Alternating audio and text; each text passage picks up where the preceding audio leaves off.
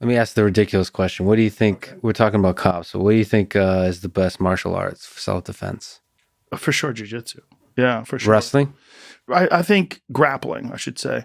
What judo as well, I mean, especially in a cold climate. If you get someone who's got like a heavy winter jacket on, my God, like judo is an incredible Plus martial concrete. art.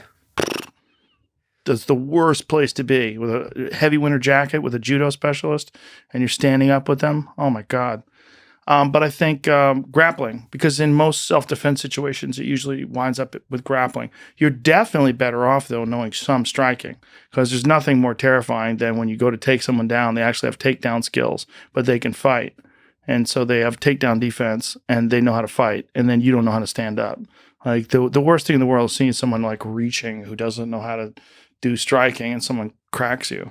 What about all that Krav Maga talk, which is like, the whole line of argument that says that jiu-jitsu and wrestling and all of these sports, they fundamentally take you away from the nature of violence. So they're just teaching you how to play versus the reality of violence that is involved in like a self-defense situation that is a totally different set of skills would be needed.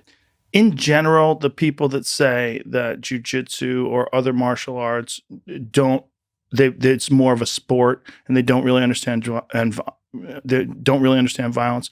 In general, the people that say that suck.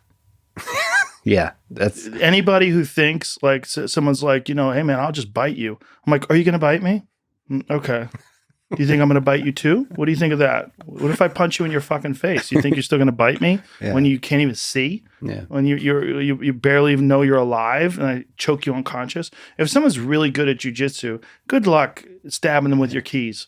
You don't have a chance. You don't have a chance. If someone's much better at you and they trip you and get you on your back and then they fucking elbow you in your face and then get a head and arm choke on you, all that Krav Maga shit's out the window, son. You're way better off learning what works on trained killers. Like this whole idea that you're going to poke someone in the eye and then you're going to kick them in the nuts and you're going through these drills that, it's good to know what to do if you run into someone who doesn't know how to fight. It's way better to know what to do to someone who knows how to fight. That's the best thing.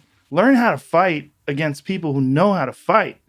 Like all that practice self-defense, and it's going to come at you with a knife. You're going to grab the wrist and do that. Like, it's good to know self-defense, but it's much more important to understand martial arts comprehensively.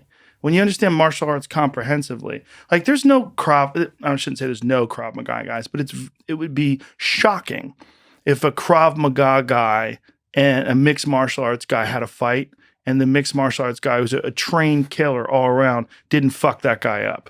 That's what I would expect would happen. I would not think that some guy who has a little bit of this and a little bit of that and prepares for the streets is going to be able to handle a person who trains with killers on a day-to-day basis, who rolls with jiu-jitsu black belts, who trains with Muay Thai champions. Like, it's the best martial arts are the martial arts that work on martial artists, not the martial arts that work on untrained people.